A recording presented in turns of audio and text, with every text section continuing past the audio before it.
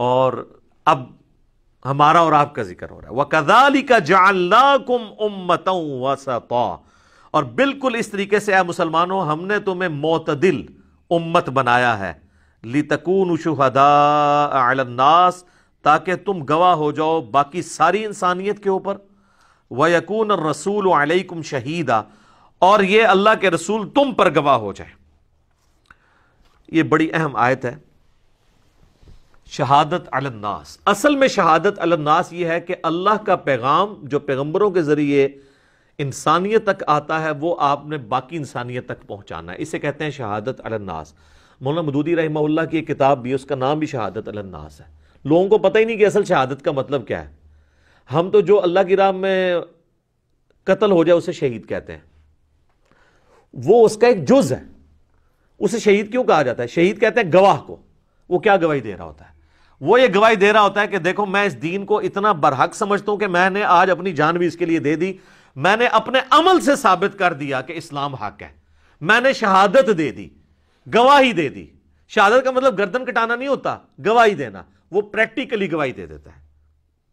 ایک شہادت الناس یہ ہے کہ آپ نے لوگوں تک دین کا پیغام پہنچانا ہے، اور یہ جو دعوت کا کام ہے یہ اتنی بڑی شہادت الناس ہے کہ میدان جنگ میں بھی ہے۔ بخاری مسلم دونوں میں حدیث ہے، مولا علی کہتے ہیں جب مجھے نبی علیہ السلام نے خیبر کے لیے روانہ کیا تو مجھے یہ نصیحت کی تھی کہ اے علی پہلے ان کو دعوت دینا، اگر تیری وجہ سے ایک بندے نے بھی اسلام قبول کر لیا تو تیرے لیے سرخ اونٹوں سے بہتر ہوگا۔ تو میدان جنگ میں بھی شہادت الناس ہے لوگوں کو دین کی دعوت دینا۔ کافروں کے خلاف جب بھی جنگیں ہوئی ہیں بعد میں، رومنز کے خلاف یا پرشینز کے خلاف، اس میں بھی پہلے جو ہے مسلمان یہی دعوت دیتے تھے کہ تم اسلام قبول کر لو، تم ہمارے بھائی ہو گے، ہم سینئر جونیئر کا فرق بھی نہیں کریں گے تمہارے ساتھ۔ نبی علیہ السلام نے جتنے خطوط لکھے ہیں اس میں بھی یہی چیزیں لکھی ہیں۔ تو یہ شہادت علی الناس تھی۔ تو یہاں بتایا جا رہا ہے کہ یہ امت جو ہے یہ شہادت علی الناس کرنے والی پوری انسانیت کے لیے۔ کیوں؟ کہ ختم نبوت کی وجہ سے اب قیامت تک کوئی پیغمبر نہیں آئے گا۔ اب پیغمبروں والا کام کس نے کرنا ہے؟ اس امت نے۔ کنتم خیر امت اخرجت للناس تأمرون بالمعروف وتنہون عن المنکر وتؤمنون باللہ، تم بہترین امت ہو جو لوگوں کے نفع کے لیے نکالی گئی ہو، نیکی کی طرف لوگوں کو بلاتے ہو، برائی سے روکتے ہو، اور اللہ پر ایمان لاتے ہو۔ ایمان تیسرے نمبر پہ ذکر ہوا ہے، کیونکہ ایمان ہے ہی اس کا کامل ہے جو لوگوں کو برائی سے روکے اور اچھائی کی طرف بلائے، پیغمبروں والا کام کرے۔ تو یہ امت ہے پیغمبروں والا کام کرنے والی۔ تو ہمیں شہادت علی الناس، وما ارسلناک الا کافۃ للناس بشیرا ونذیرا، اے نبی علیہ السلام ہم نے آپ کو پوری انسانیت کے لیے ڈر سنانے والا اور خوشخبری سنانے والا بنا کے بھیجا ہے۔ وما ارسلناک الا رحمۃ للعالمین، پوری انسانیت کے لیے رحمت بنا کے بھیجا ہے۔ بخاری مسلم میں حدیث ہے کہ اللہ تعالیٰ نے مجھے 5 خوبیاں ایسی دی ہیں جو کسی اور پیغمبر کو نہیں دی۔ نمبر 1، اللہ تعالیٰ نے مجھے پوری انسانیت کے لیے پیغمبر بنا کے بھیجا ہے، اگلے انبیاء اپنی اپنی قوموں اور قبیلوں کے لیے ہوتے تھے۔ نمبر 2، پوری زمین میرے لیے سجدہ گاہ بنا دی گئی ہے، پہلے لوگ صرف مسجد میں نماز پڑھ سکتے تھے، میرا امتی جہاں چاہے وہ نماز پڑھ سکتا ہے۔ نمبر 3، اللہ تعالیٰ نے مال غنیمت میرے لیے حلال کر دی ہے، مجھ سے پہلے کسی کے لیے حلال نہیں ہوا تھا۔ جو جنگ میں کافر سامان چھوڑ جاتے ہیں نا، مال غنیمت اسے کہا جاتا ہے۔ غنیمت یعنی مقصد یہ نہیں حاصل کرنا تھا فالتو چیز، وہ ایک میدان میں رکھتے تھے، آسمان سے ایک بجلی آ کے اسے جلا دیتی تھی، اللہ کے حضور جہاد قبول، اس امت کے لیے اسے حلال کر دیا گیا۔ نمبر 4، 1 مہینے کی مسافت سے اللہ تعالیٰ نے میری مدد کی ہے، میں 1 مہینہ دور ہوں نا تو میرا روب اللہ نے کافروں کے اوپر ڈال دیا ہے یہ۔ اور نمبر 5، مجھے اللہ تعالیٰ نے شفاعت کی جو دولت عطا کی ہے کہ قیامت والے دن شفاعت کا دروازہ میرے ہاتھوں پہ کھلے گا۔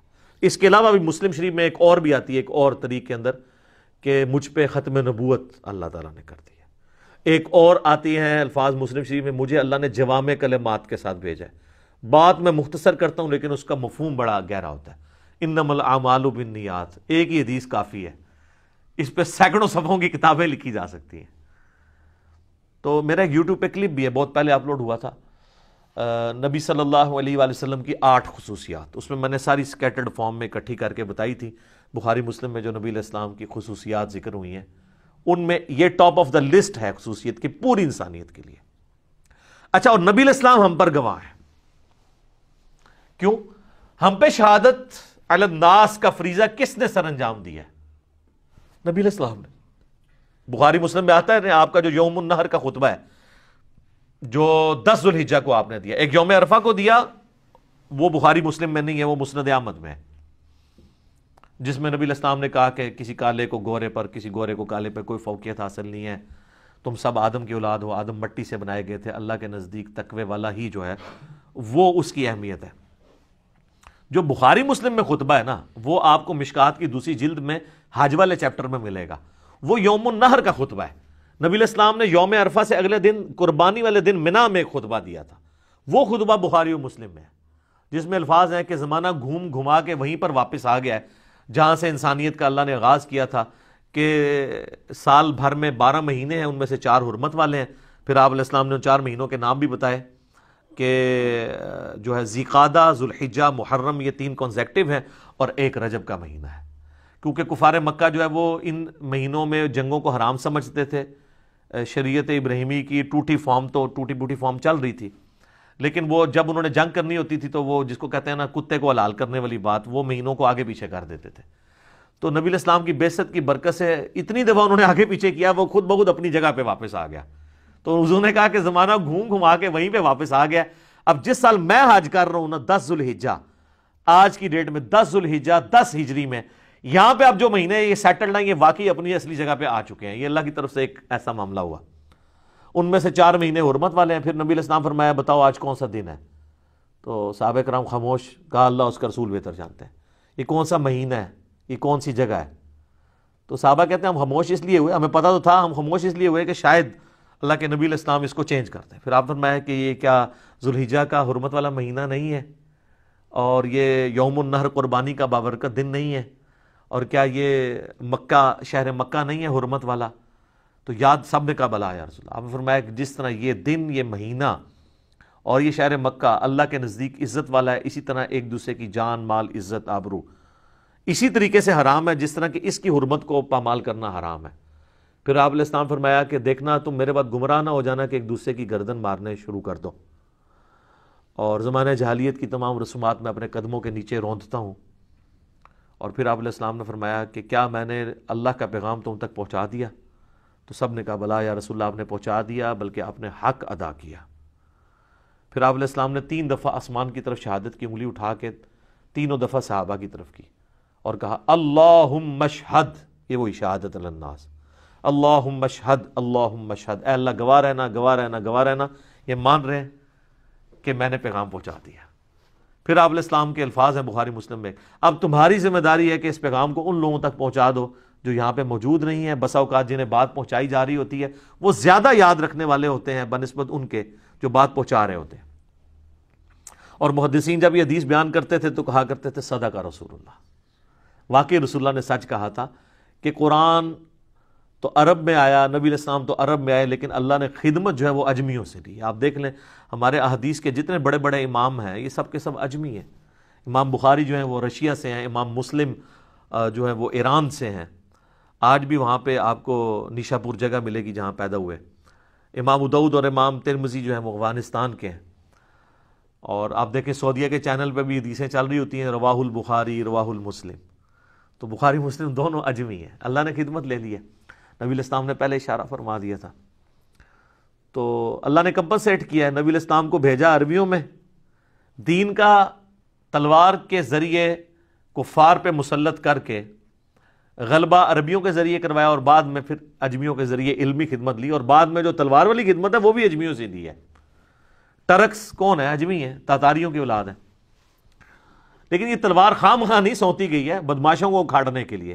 جس طرح آپریشن کرنے کے لیے نشتر تو چلانا پڑتا ہے، آج تک کسی ڈاکٹر کو کسی نے نہیں کہا کہ آپ نے اپینڈکس کے لیے یہ نشتر کیوں چلایا ہے. تو یہ تلوار اس طریقے سے چلی، خام خواہ نہیں کسی کے اوپر چلی. یہ تلوار لوگوں کی ظلم والی تلواروں کو روکنے کے لیے چلی ہے. یوٹیوب پہ میرا ایک کلپ ہے، کیا اسلام تلوار کے زور پہ پھیلا ہے؟ تو اس میں میں نے یہ ساری حکمتیں اس کی بتائی ہیں. بل اس آیت کے کانٹیکسٹ میں جو سورہ البقرہ کی آیت نمبر 143 ہے، شہادت علی الناس، کہ نبی علیہ السلام ہم پر گواہ ہیں اور ہم پوری انسانیت پہ، یہ شہادت علی الناس حاضر و ناظر نہیں ہے، کیونکہ وہ شہید کا انا ارسلناک شاہدا و مبشرا و نذیرا، اس کا ترجمہ اعلیٰ حضرت نے کیا ہے کہ اے نبی الاسلام، ہم نے آپ کو حاضر و ناظر اور خوشخبری سنانے والا اور ڈر سنانے والا بنا کے بھیجا. وہ کہتے ہیں شاید کا مطلب ہے گواہی تو دیتا ہی وہ ہے جو وہاں پہ موجود ہو، اور اگر وہاں پہ موجود نہیں فزیکلی تو روحانی طور پہ موجود ہو. تو میں نے اس پہ ڈیٹیل لیکچر دیا، مسئلہ نمبر 7. 2 گھنٹے میں ان کے سارے وصف سے جو قرآن و سنت سے یہ پیش کرتے ہیں نا، ایک ایک کر کے سیٹل کیے ہیں. وہ 1000 لوگوں کی توبہ کا سبب وہ لیکچر بنا ہے، مسئلہ نمبر 7 کے نام سے. تو یہاں پہ اعلیٰ حضرت نے بھی ترجمہ صحیح کیا. انہوں نے یہ ترجمہ کیا کہ ہم نے تمہیں معتدل امت، بہترین امت بنایا تاکہ تم گواہ بنو اگلی امتوں پر اور باقی لوگوں پر، اور یہ نبی تم پر گواہ بنے. اب یہاں پہ حاضر و ناظر ترجمہ اس لیے نہیں کیا کہ یہ ترجمہ پھر یہ بننا تھا تاکہ یہ امت حاضر و ناظر ہو جائے باقی امتوں کے اوپر اور رسول اللہ تم پر. تو پھر بڑے حاضر و ناظر تو امت ہو گئی یہ والی، یہ امت زیادہ بڑی حاضر و ناظر ہوگی ساری امتوں پہ. تو یہاں پہ انہوں نے کیا ترجمہ کیا؟ گواہ کا. اچھا، اسی لیے میں کہتا ہوں ترجمہ آپ کوئی بھی پڑھ لیں، جس نے ڈنڈی ماری ہے نا وہ خود پکڑا جاتا ہے. اعلیٰ حضرت خود اپنے ترجمے میں پکڑے گئے ہیں. یہاں پہ انہوں نے ترجمہ ٹھیک کیا. اسی طریقے سے سورہ حج کی آیت نمبر 78 جو ہے ملت ابیکم ابراہیم وسماکم المسلمین، وہاں پہ بھی یہ الفاظ ہیں. یہ پارہ نمبر 17 جہاں پہ اینڈ ہوتا ہے نا سورہ حج، اعوذ باللہ من الشیطان الرجیم، وجاہدوا فی اللہ حق جہادہ هو اجتباکم وما جعل علیکم فی الدین من حرج. وہی اللہ ہے جس نے تمہیں چن لیا ہے اور تمہارے دین میں کوئی تنگی نہیں رکھی. ملت ابیکم ابراہیم، پیروی کرو اپنے باپ ابراہیم کی ملت کی. ہوا سماکم المسلمین، جس نے تمہارا نام مسلمان رکھا تھا. مسلم صفت نہیں، نام. من قبل وفی ھذا، اس قرآن کے نزول سے پہلے ابراہیم نے رکھا اور اللہ نے اس میں تمہارا نام مسلم رکھ دیا. لیکون الرسول شہیدن علیکم، تاکہ رسول اللہ تم پر گواہ بن جائیں. وتکونوا شہداء علی الناس، اور تم باقی لوگوں پر گواہ بن جاؤ. یہاں پہ بھی اعلیٰ حضرت نے ترجمہ کیا گواہ، حاضر و ناظر نہیں کیا. یہ سیم وہی آیت ہے. وَأَقِيمُوا الصَّلَاةَ وَآتُوا الزَّكَاةَ، اور قائم رکھو نماز کو اور ادا کرو زکوٰۃ. وَاعْتَصِمُوا بِاللَّهِ، اور چمٹ جاؤ اللہ سے. اور اللہ سے چمٹنا کیا ہے؟ وَاعْتَصِمُوا بِحَبْلِ اللَّهِ جَمِيعًا وَلَا تَفَرَّقُوا. قرآن جو غدیر خم کی حدیث میں قرآن اور اہل بیت صحیح مسلم میں آیا، یہ اللہ کی رسی ہے قرآن. ہوا مولاکم، وہی تمہارا پشت پناہ ہے. فنعم المولا ونعم النصیر، تو کیا ہی خوب مولا ہے اور کیا ہی بہترین مددگار ہے وہ اللہ.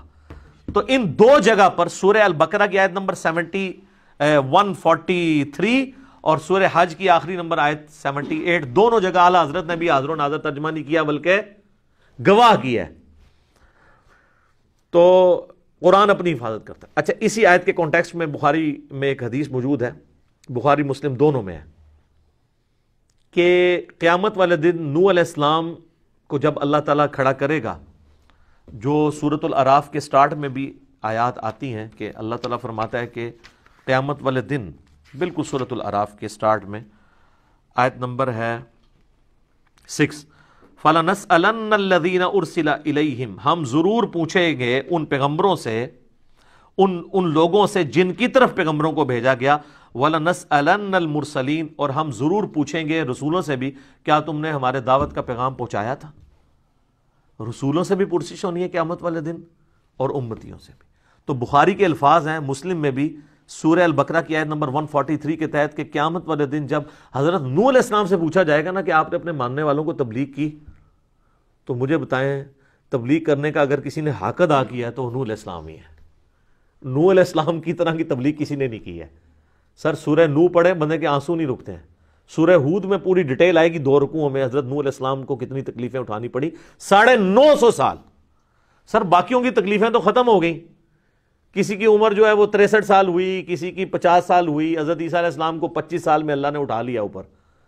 لیکن یہ اللہ کا بندہ وہ ہے جس نے 950 سال تک مخالفین کی گالیاں کھائیں، تکلیفیں اٹھائیں، صرف 78 بندے ایمان لے کر آئے. اور وہ تو کیا دردناک الفاظ ہیں. اللہ میں نے دن کو بھی بلایا، رات کو بھی بلایا. سورہ نوح پڑھ کے دیکھیں، میں نے جتنا بلایا ان کی سرکشی میں اتنی ہی اضافہ ہوا. اور اینڈ پہ ان کا یا اللہ بس اب مجھے اتنا غصہ، اللہ سے وہ عرض کرتے ہیں اللہ ان کی نسلوں میں بھی کوئی ایمان والا پیدا نہیں ہوگا، یہ مجھے پتا ہے. کنکلوڈ جسے ہمارے بریلویوں نے علم غیب نکال لیا. وہ ان کی اسیسمنٹ تھی، علم غیب نہیں نکلتا تھا. انہوں نے کہا یہ اتنے ناہنجار ہیں کہ یہ تو مریں گے تو مرتے ہوئے اور بچے پیدا کریں گے. جس طرح باقی بھی تو اسی طریقے سے نا, بریلوی کا بچہ بریلوی ہوتا ہے نا, دیوبندی کا بچہ دیوبندی ہوتا ہے, اہل حدیث کا بچہ اہل حدیث ہی ہوتا ہے. بعد میں اللہ تعالیٰ کوئی ہدایت دے دے کسی کو تو وہ فرقہ واریت سے نکلے. بخاری کے الفاظ ہیں کہ ہر بچہ فطرت پہ پیدا ہوتا ہے, پیدا ہوتے وقت اس کے ماں باپ اسے یہودی عیسائی یا مجوسی بنا دیتے ہیں, نصرانی بنا دیتے ہیں. تو بخاری مسلم کے الفاظ ہیں, اسی آیت کے کانٹیکسٹ میں امام بخاری اس حدیث کو لے کے آئے کہ نوح علیہ السلام جب کہیں گے نا اللہ میں نے پیغام پہنچا دیا, تو قوم نوح کہے گی کہ تیرے بندے نے تو پیغام ہی نہیں ہمارے تک پہنچایا. اللہ اکبر, جس کا انکار ہی نہیں سی ہونا چاہیے ان کی قوم انکار کرے گی. تو اللہ تعالیٰ کے محبوب صلی اللہ علیہ وآلہ وسلم فرماتے ہیں کہ اس وقت میری امت گواہی دے گی حضرت نوح کے حق میں کہ یہ ان کے ماننے والے جھوٹ بول رہے ہیں. ہم گواہی دیتے ہیں کہ حضرت نوح علیہ السلام نے اپنے امتیوں تک پیغام پہنچایا. مجھے بتائیں یہ امت کس طرح گواہی دے گی؟ یہ امت حاضر و ناظر تھی. کس بنیاد پہ گواہی دیں گے؟ اللہ کی کتاب پہ. تو کتاب پہ, اور جو نبی علیہ السلام نے ہمیں بتایا, اور نبی علیہ السلام کو کس نے بتایا؟ اللہ نے. لہذا رسول اللہ بھی اگر گواہی دیں گے نا کسی کے بارے میں, وہ اللہ کے بتائے پہ دیں گے. جس طرح وہ تو ہم بھی پھر حاضر و ناظر ہیں, نعوذ باللہ, ہم بھی گواہی دے رہے ہوں گے کہ نوح علیہ السلام, میں نے تو نہیں دیکھا کسی ویکیا, میں تو نہیں کوئی ویکیا. ہم علم کی بنیاد پہ گواہی دے رہے ہوں گے, تو رسول اللہ بھی اس علم کی بنیاد پہ جو اللہ نے ان پہ نازل کیا ہے. سورہ یوسف کا آغاز ہی اس سے ہوتا ہے کہ نبی ہم نے حضرت یوسف کا تم سے واقعہ بیان کرنے لگے ہیں, آپ اور آپ کی قوم لا علم تھے, غافل تھے اس قرآن کے نزول سے پہلے کہ یوسف علیہ السلام کیوں جو ہے وہ یروشلم سے مصر تک پہنچ گئے تھے. تو اس سے حاضر و ناظر کہاں سے؟ یہ تو بالکل الٹ باتیں ملتی ہیں. سورہ قصص میں آئے نبی نہ تم وہاں موجود تھے, نہ تم وہاں پہ دیکھ رہے تھے جب ہم نے حضرت موسیٰ علیہ السلام کو کوہ طور کے پاس پکارا تھا اور وہاں پہ ان کو ہم نے تورات دی تھی. یہ ماننے کے لیے تیار ہی نہیں ہوتے, الٹا تحریف کر دیتے ہیں. میں نے کئی بار بتایا مفتی احمد جہاں نعیمی صاحب نے سورہ قصص کی اس آیت کی تحریف کر دی ہے. انہوں نے آدھی آیت لکھی ہے, آیت نمبر 44 ہے یہ, جس میں اے نبی تم نہ موجود تھے اور نہ دیکھ رہے تھے. انہوں نے دیکھ رہے کو صرف آدھی آیت لکھی ہے, نبی تم وہاں موجود نہیں. تو کہا کہ اس میں تو یہ لکھا کہ موجود نہیں تھے, یہ تو نہیں لکھا کہ وہاں شاہد نہیں تھے. آگے لکھا ہے وما کنت من الشاہدین, تو شاہدوں میں بھی شامل نہیں تھا. آپ اندازہ کرے بندہ اس لیول کے اوپر اگر کوئی بندہ اتر آئے تو اب آپ اس کو کہیں گے کہ مطلب اس کو یہ بھول پن میں اس نے یہ کر دیا. نعوذ باللہ من ذالک, یہ تو جان بوجھ کے یہ لوگ کرتے ہیں. اعوذ باللہ من الشیطان الرجیم. وما کنت بجانب الغربی, یہ سورہ قصص کی آیت نمبر 44. اے نبی تم مغربی جانب نہیں تھے کوہ طور کے. اذ قضینا الی موسیٰ, جب ہم نے موسیٰ کی طرف وحی کی تھی, الامر جو وحی کا امر بھیجا. وما کنت من الشاہدین, اور نہ وہاں پہ دیکھ رہے تھے. وما کنت من الشاہدین اس نے عربی بھی نہیں لکھی, اور صرف پہلا حصہ لکھا کہ اس میں تو یہ لکھا ہے کہ حضور وہاں موجود نہیں تھے. ہمارا بھی یہ عقیدہ ہے کہ حضور وہاں موجود نہیں, لیکن دیکھ رہے تھے, کیونکہ یہاں یہ تو نہیں لکھا کہ وہ شاہد نہیں تھے, اور لکھا ہوا ہے. اتنی سی آیت اس کو بھی آدھا کر کے لکھ دیا. آج بھی جال آپ کھول رہے ہیں, حاضر و ناظر کی بحث پڑھیں تو آپ کو شروع میں ہی مل جائے گا آدھی آیت لکھی ہوئی جو ان کے خلاف جا رہی تھی, تو انہوں نے آیت ہی آدھی کر دی, اور اس آیت کے نے جو لکھا تھا اس کے الٹ لکھ دیا. تو نبی علیہ السلام کی امت گواہی دے گی, تو حضور علیہ السلام فرمایا میری امت گواہی دے گی حضرت نوح علیہ السلام کے حق میں کہ یہ سچے ہیں, ان کی امت جھوٹ بول رہی ہے. تو امت گواہی علم کی بنیاد پہ دے رہی ہے, وحی کی بنیاد پہ دے رہی ہے جو نبی علیہ السلام کے ذریعے پہنچا. تو نبی علیہ السلام کیوں گواہی دے رہے ہوں گے کہ نبی علیہ السلام بھی وہاں پہ موجود نہیں تھے, ان کو قرآن ان پہ نازل ہوا تھا, اس سے ان کو پتا تھا. ورنہ تو بخاری مسلم میں کتنی احادیث ہیں کہ قیامت الدین میرے حوض کوثر پہ میرے صحابہ میں سے لوگ لائے جائیں گے, میں ان کی شکلیں پہچانتا ہوں گا, میں جب ان کو مشروب پلانے لگوں گا تو مجھے بتایا جائے گا کہ آپ کے بعد یہ دین سے الٹے قدم پھر گئے تھے. میں کہوں گا سحقا سحقا لمن غیر بعدی. اس پہ عبداللہ ابن عباس کے الفاظ ہیں کہ یہ وہ لوگ ہیں جو حضرت ابوبکر کے زمانے میں مرتد ہو گئے تھے, فتح مکہ پہ مسلمان ہوئے, قانوناً صحابی بنے, لیکن بعد میں مرتد ہو گئے. تو نبی علیہ السلام کو تو نہیں پتا ہوگا کہ یہ میرے بعد یہ ہو گئے تھے, وہ تو اس وقت فرشتے بتائیں گے کہ آپ کو نہیں پتا, اور آپ بھی آگے سے کہیں گے. بخاری مسلم کے الفاظ ہیں دوسرے طریق کے اندر کہ میں پھر اس وقت وہی کہوں گا جو عیسیٰ ابن مریم کہیں گے کہ اللہ جب تک میں ان میں موجود تھا ان پہ گواہ تھا, جب تو نے مجھے اٹھا لیا تو تو ہی پر گواہ تھا, یہ تیرے بندے ہیں, چاہے انہیں عذاب دے یا بخش دے. وہ جو آیت ہے نا سورہ مائدہ کے آخری رکوع کی, حضور علیہ السلام کہتے ہیں میں بھی وہی آیت تلاوت کروں گا جو عبد صالح عیسیٰ ابن مریم کہیں گے. تو عبد صالح عیسیٰ ابن مریم اپنے ماننے والوں کے بارے میں کہہ رہے ہوں گے اور نبی علیہ السلام اپنے ماننے والوں کے بارے میں. سر یہ حدیث بخاری مسلم کی جب عبداللہ ابن ابی ملیکہ تابعی بیان کیا کرتے تھے نا تو بخاری مسلم کے الفاظ ہیں، وہ ساتھ یہ بولا کرتے تھے، اے اللہ ہم تجھ سے دعا کرتے ہیں کہ تیرے نبی کی وفات کے بعد ان کے دین سے الٹے قدم نہ پھریں. وہ ساتھ دعا کیا کرتے تھے حدیث روایت کر کے، اور ان کی دعا بخاری مسلم میں روایت ہوئی ہے. ہم بھی اللہ سے دعا کرتے ہیں کہ اللہم من احییتہ منا فاحیہ علی الاسلام ومن توفیتہ منا فتوفہ علی الایمان، آمین ثم آمین. وما جعلنا القبلۃ التی کنت علیہا، اور جس قبلے پہ ہم نے آپ کو پہلے رکھا تھا یعنی کچھ عرصے کے لیے یروشلم کی طرف، وہ کس لیے تھا؟ الا لنعلم من یتبع الرسول، صرف یہ جانچنے کے لیے کون رسول اللہ کی اتباع کرتا ہے. تم عمارتوں کے پیچھے بھاگتے ہو یا اللہ کے رسول کے پیچھے بھاگتے ہو؟ رسول اللہ اگر کہہ رہے ہیں کہ مشرق میں قبلہ ہے تو مشرق میں ہے، اگر وہ کہہ رہے ہیں مغرب میں ہے تو مغرب میں ہے. عمارتوں کے ساتھ کوئی لینا دینا نہیں ہے. ممن ينقلب على عقبیہ، اور کون ہے جو الٹے قدم پھیرتا ہے رسول اللہ کو چھوڑ کے، نعوذ باللہ.